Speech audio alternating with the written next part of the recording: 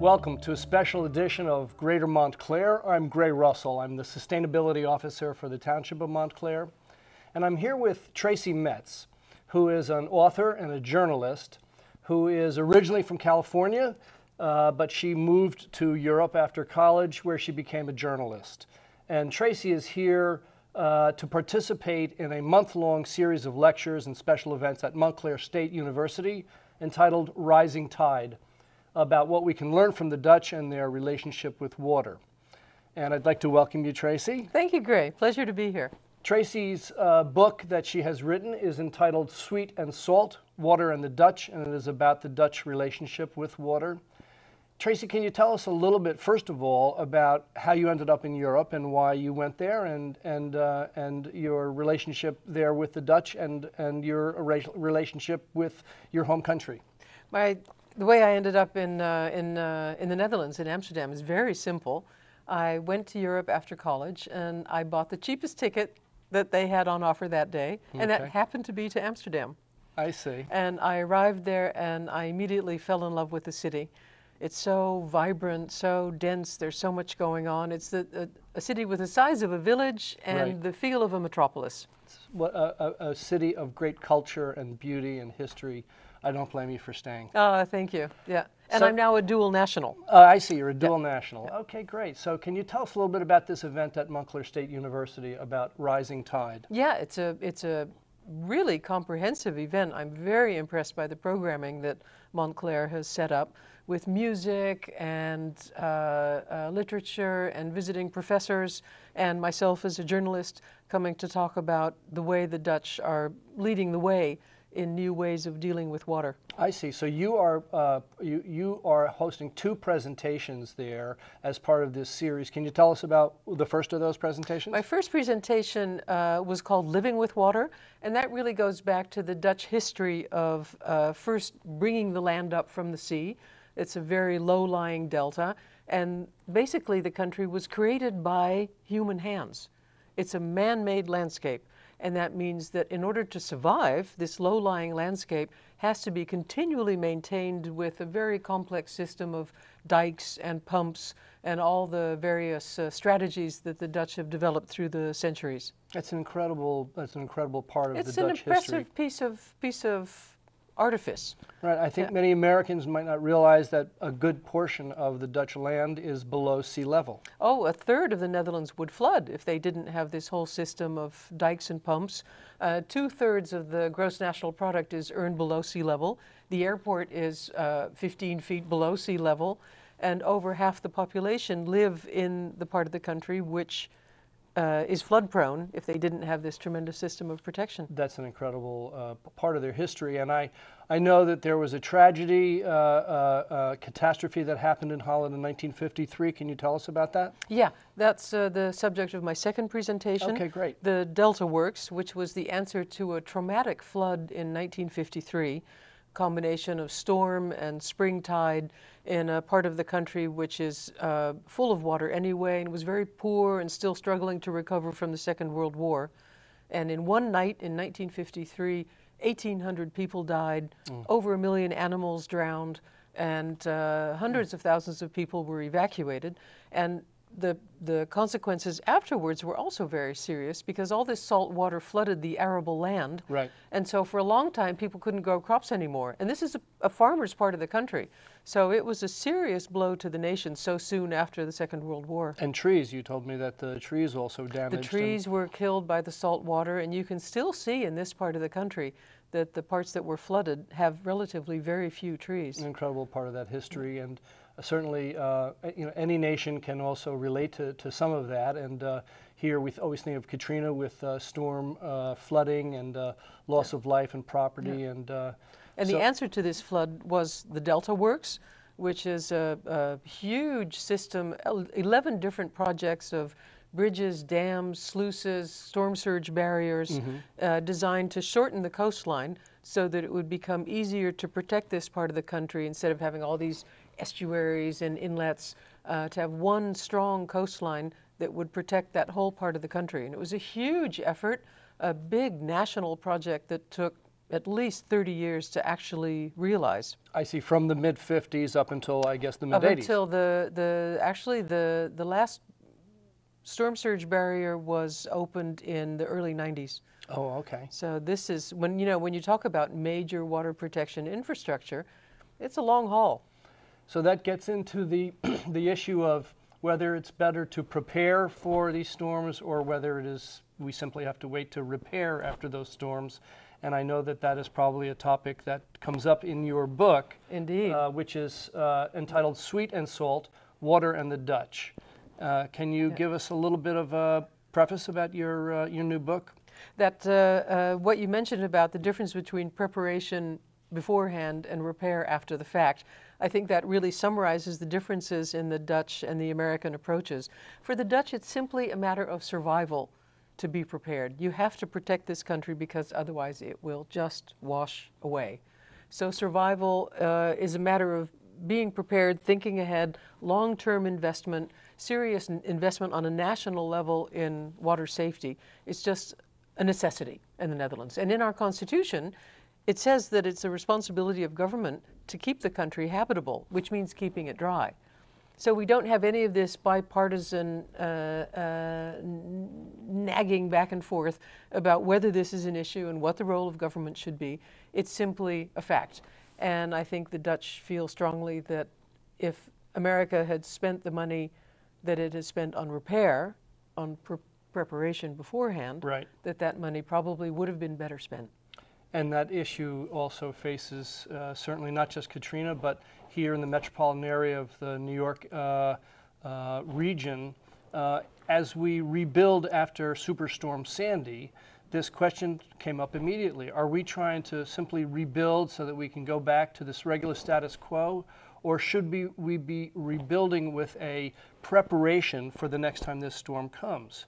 And it really sounds as though the lesson from the Dutch should be that we should be investing more in preparation so that we don't have to spend as much in repairs. It's so obvious to all of us, Gray, that storm events are increasing, extreme weather is increasing. Look at the last winter we had here on the East Coast. Yeah. I mean, we don't hope to see that again, but I think chances are good that we will.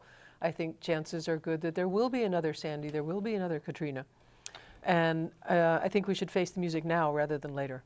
Absolutely. And certainly the climate models that look at the mid-Atlantic part of the United States do predict that this is going to happen again. This is not the last time.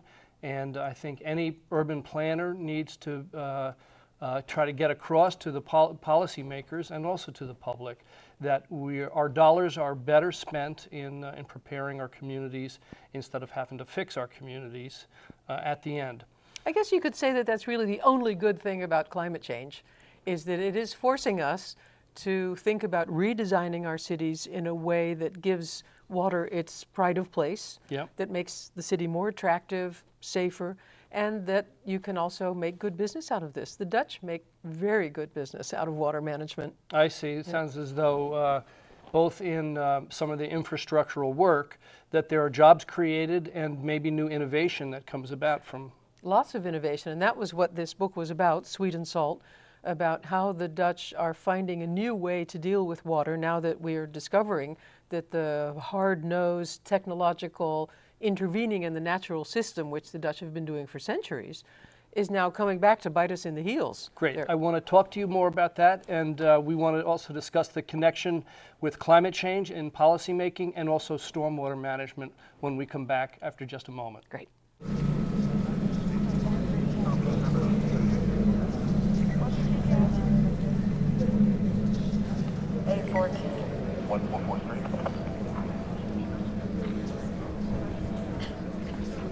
Did you go to the schoolyard?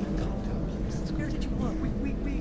We can make a plan somehow if I just... He's a smart boy, and he's gonna be okay. Okay, try to call him again. There's no reception. Everything is down. Try! I can't. Try already! Nothing's working. Well, just Everything's try. down. Do you think he's on his way? Please. Is he okay? Laura, Please tell me he's okay. I need you to calm down. What? It's my baby. This is so bad. He's out there by himself. Make sure you know where to find your family in an emergency. Start your plan at ready.gov.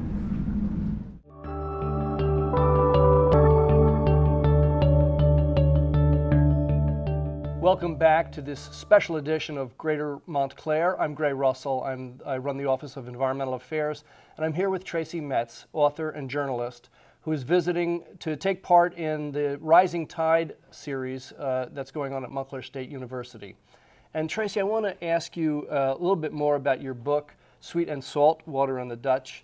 And you've been talking a little bit about the Dutch concept of, instead of trying to fight the oceans and the water, to incorporating it. Is that really how they're looking at this infrastructure improvement? That's the new mentality, the new movement, which is having fantastic spin-offs in urban design, landscape design. Engineers and hydrologists and landscape architects are finally starting to work together, finding a new language, which is not easy, because the Dutch tradition has been one of fight the water. The water was always the enemy. We had to keep it out. We had to build the dikes higher. We had to pump even harder. Right. But now that the climate is changing, we're discovering that you can't continue to build the dikes ever higher. You can't pump even harder because the land is subsiding.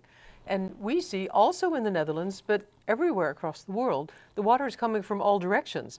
Holland is on the sea is rising. Right. We have big rivers coming down from the European hinterland into the delta. The rivers are getting fuller with water. The land is subsiding, there's more rain coming up. The sea is pushing against the coasts, making arable land unusable. It's happening all over the world.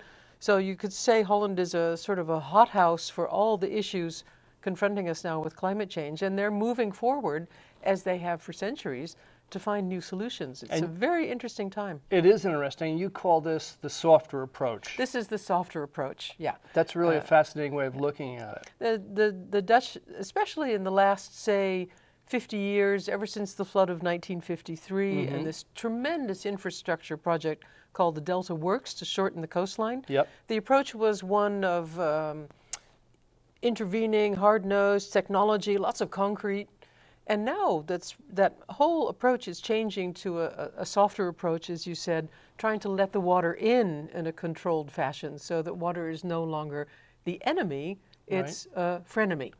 I see. You still have to be careful, Yeah. but you can do a lot with water. You can bring it in, make the country safer, make the landscape and the cities more attractive and healthier places to live. Can you give one example of how they let the water in instead of simply holding it back or repelling it, in a way that they incorporate it so that it is not just being pushed away, it is being used or being lived with? Let me give you one example out in the countryside. There's an area, a farming area, where there was a dike along both edges of this bit of reclaimed land. Government said, we're going to take away the dike on the northern edge so that the river, when the river water is too high, can spill into this area. But all these farmers had their farms there. So the solution was to move the farms to mounds, which of course is a very old solution to bring buildings and farms up above the level of the water, so that the rest of the area could flood when necessary. The farmers can continue farming, I see. and the area serves as spillway when the river water is high. That's a smart way of doing it. How about in the cities? Are there examples of new infrastructure or new design and new planning that will allow for, if not ocean, but even some stormwater runoff that, again, doesn't repel the water, actually incorporates it, and so that it can more slowly dissipate? Yeah, I think the buzzword now is water catchment. Not trying to just get rid of the water as quickly as possible, but since we're having more and more extreme weather events, big cloudbursts, what you need are places in the cities where the water can be stored temporarily so that it has time to either seep into the groundwater or into the sewer without what are called combined sewer overflows, where the rain comes crashing in and it comes spouting out again, and it's dirty water that you don't want on the streets. So the idea is to create places for water storage temporarily, and those places can also make the city more beautiful. Rotterdam has a wonderful example called water squares. Oh. And these are beautifully designed public spaces that where people can sit and chat or skateboard or do whatever it is people do in public space. Right. And then when it rains heavily, these basins fill up, and then it gradually seeps back down, and all you have to do is clean it off with a hose, and your public space is back again. So That's it's about great. being resilient. That is resilience. That is resilience. That you can go through this event without damage, just clean up, and we're back in business. And that description reminds me of an area maybe like Washington Square in Manhattan, sort of a Very circular similar, area yep. that would then, the water could be directed there, and obviously people wouldn't be there at that moment, but it is actually not unsightly, and then it would slowly permeate, and then they can reclaim that. It's the contrary of unsightly. Right. These water squares in Rotterdam are very attractive public spaces. So Rotterdam is now looking seriously into reproducing this urban design approach and finding new place for water in the city and making it more attractive. There's another example, if you'll let me tell you about Yeah, that too. please. There's a canal that leads down from Rotterdam Central Station into town. And on one side there are two sidewalks, a high one and a low one. Oh, okay. So when the water is low, you can walk on this lower sidewalk.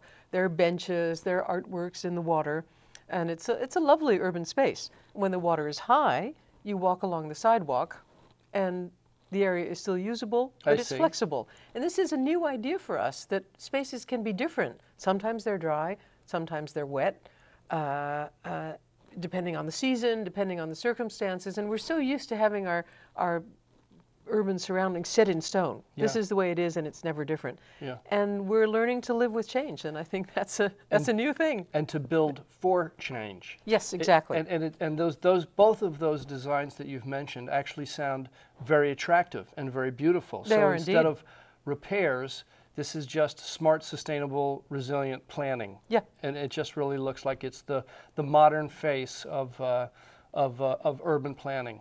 And that's what we want, of course, Gray. We want this all to be really ordinary. We don't want this to be a big thing, ultimately. We should be designing with green roofs. We should be designing with rain gardens. We're incorporating all these things gradually into our cities as we redesign them, as new places become available, or as we're retrofitting existing spaces. And the sooner this becomes just business as usual, the better. And the more that cities like Amsterdam or Rotterdam, or countries like Holland are incorporating these new ideas, it's going to spread, because these are technologies and innovations that then other areas find out about, and then our cities in America, perhaps like New Orleans or New York City, will then say, look, these are we see now what's happening in the Netherlands, and these are smart ideas that will help us to prepare for what's coming, instead of, again, playing catch up at the end. That sounds like that's really a smart ideas and new ideas. Yeah. I don't want to make it sound like the Dutch have a complete monopoly on all this new knowledge. Okay. That's not the case. We still have a lot of retrofitting to do. We too have a lot of office buildings where all the mechanicals are in the basement. I see. And if there's a flood, we'll have the same problems that everyone else does. So it's a new thing, and everybody's running to catch up. The Dutch are too. Even in But they have such a long tradition of designing to survive and to deal with water that I think they do think further ahead. That's always going to that's always going to be a great example for the rest of the world, and I'm sure that the Dutch are also looking to other areas that have any new ideas. That is what you had said earlier, is it's one of the few benefits of climate change, is it does bring about innovation and new ideas, and it sounds as though the Dutch are a little bit ahead of the game, at least compared to some of the cities that we've seen here. So when we come back, I want to speak to you a little bit more about climate change and the impacts on water, both in Holland and around the world, and how that can be incorporated into urban planning. So we'll be right back, and I hope that you'll be with us. It's a beautiful day out here, sunny today with light breezes, giving way to clouds in the afternoon. We could see some light precipitation to moderate precipitation later on, followed by powerful storm-like conditions. 90 miles per hour winds are expected. Authorities are asking everyone, stay indoors.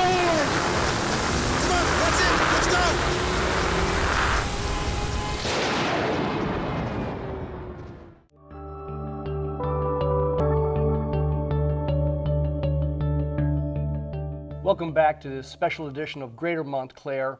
I'm Gray Russell, the Sustainability Officer for the Township, and I'm here interviewing Tracy Metz, author and journalist, who is here to participate in Montclair State University's series of lectures and special events on the topic of rising tide. And Tracy is the author of a book called Sweet and Salt, Water and the Dutch. And we've been talking really about the impacts, both in Holland and also around the world and here in the United States, of the rising seas and the rising oceans, and the way that the Dutch have been dealing with it more and more effectively through the years, their history of it, and the way it's working now. And one thing that occurs to me, Tracy, is that it appears that climate change and the fact that oceans are rising around the world has been incorporated into this planning and also into policy making in Holland. And it doesn't seem as though we're there yet in the United States. How do the Dutch public and how do city planners incorporate that concept of climate change? And are they acknowledging its impact?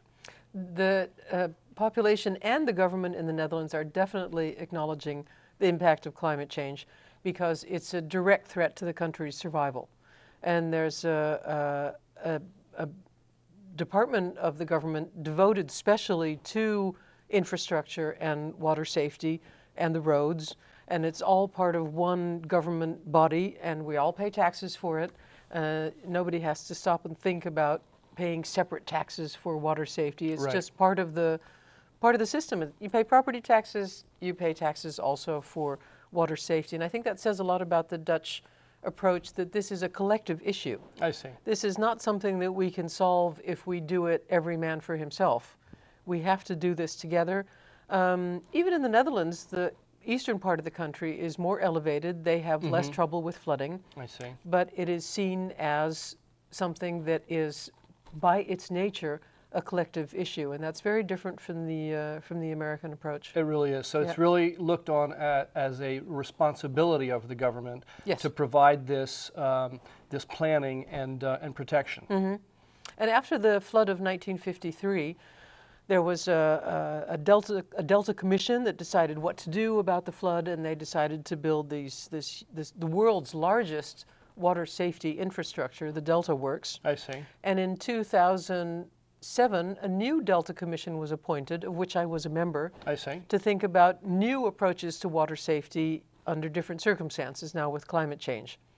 And we suggested a number of solutions, and one of them was also an interesting part of the governance of dealing with water. We suggested that there be a person called a Delta Commissioner who had the same responsibilities and jurisdiction as a minister or a secretary, but was not an elected public official. We decided that there should also be a new government program, the Delta program, and that there should also be a Delta fund with 1 billion euros a year put into the fund as an investment for the future to make new measures possible, knowing that these are always very expensive and extensive operations. Sure. I mean, again, it goes back to your point that the emphasis is on protection and being ready for the next event instead of having to spend, instead of investing, it's spending on the reparation and trying to fix the problem after it's already happened. The Dutch are also looking closely at the coast, of course, since the sea level is rising, and this is a coastal delta, and the safety of the coast is imperative for the safety of the rest of the country, where so much of the nation's income is earned. And I think one of the most interesting projects that the Dutch have started there is called the Sand Engine. Oh. And it's basically a huge pile of sand, 21 million cubic meters of sand, dredged up from the North Sea and dumped at a location near the coast where nature, the currents and the tides will pick up this sand and spread it along the beach to nourish the beaches in a natural way. Because now the North Sea takes off so much sand from the Dutch coast that they have to get the bulldozers out every year and supplement the sand on the beaches, and then you destroy the ecology and everything has to start all over. So the idea, this is this softer approach that I mentioned a while ago, that if you offer the sand to nature, nature will then pick it up and take it and reinforce the coast in a natural way. So this is an experiment for the coming 20 years. Yeah. And this is a really interesting piece of new nature, new landscape along the coast near the Hague. And everyone's really curious to see how this is developing. And in about 20 years' time, this bulge of sand will have melted away and hopefully have strengthened the coast. That sounds really smart and very innovative. And cheaper. And cheaper, I see. So, I mean, that's different than the way that we replenish our beaches along the Jersey shore. Certainly, you know, our shore communities here in New Jersey are still rebuilding after Superstorm Sandy, and these are the types of lessons that they can learn from other places and also from Holland. And it seems as though we spend a lot of money trying to build up the shore simply for the beaches, for tourism, as opposed to focusing on dunes and making sure that we're prepared to stop surges from any future storms that will be coming. So we have, of course, invested in the course of the time, how many billions in the dikes, the levees in the Netherlands. But it's also good to realize that a levee in the Netherlands is a whole different animal than here. Yeah. The dikes around New Orleans, the levees around New Orleans are prepared for storm frequencies of once every 100 years. Dikes in the Netherlands can withstand the kind of storms that we expect once in 2,500, 10,000 years. wow. So those are much more robust bits of infrastructure than here. So maybe wise to look at that too. Absolutely. What did the Dutch think about Katrina? You know, our tragedy and also Superstorm Sandy. Did it raise a few eyebrows? Did they reflect? Interesting that you should mention that. I'm glad you brought that up, Gray, because Katrina actually for the Dutch was a wake-up call. Oh. They were impressed by how efficient, by and large, the evacuation procedure was I see. for Katrina. And it made the Dutch stop and realize that they do not have evacuation plans, Oh, I see. because the country is so convinced that this tremendously complex water safety system has made the country safe. They don't really stop to seriously consider that there could be a disaster. And they've been thinking about this for a long time. Holland does still not have evacuation plans, even though everyone recognizes that circumstances are changing and that it would be very wise to have this indeed. So we still amazing. have some learning from the Americans to do. Good. Well, everybody's learning from each other, and as you said earlier, that is one of the benefits of climate issues and resilience and sustainability is everybody focusing on innovation and trying to learn from each other. Your book, Sweet and Salt, Water in the Dutch, is a beautiful book. As I looked through it, it Thank really you, Gray. is as much, almost as much artwork, it seemed to me, as fascinating information and Yeah. very helpful information. It was also an exhibition of artworks curated by my colleague Maartje van den Heuvel in Rotterdam, of artwork showing the Dutch relationship to water. I So see. indeed, that's why there are so many beautiful artworks in there. It's beautiful. Where can people buy your book? On Amazon. Okay. And you have a website? Yes, tracymetz.com, and there are fragments of the book on there so that you can at least get a taste. Great. Yeah. Because again, as I looked through this, you know, it was not just fascinating to me and compelling and very educational to me, but it was really like a beautiful table book to have in my living room. That's where I would like to put it, and I would recommend that to our viewers today. Tracy, thank you so much for your time. Thank you, Gray. And your information. And if you want to get more information, you can always find it from Tracy's website, and you can look for her book on Amazon. So thank you very much. I hope you've enjoyed this special edition of Greater Montclair.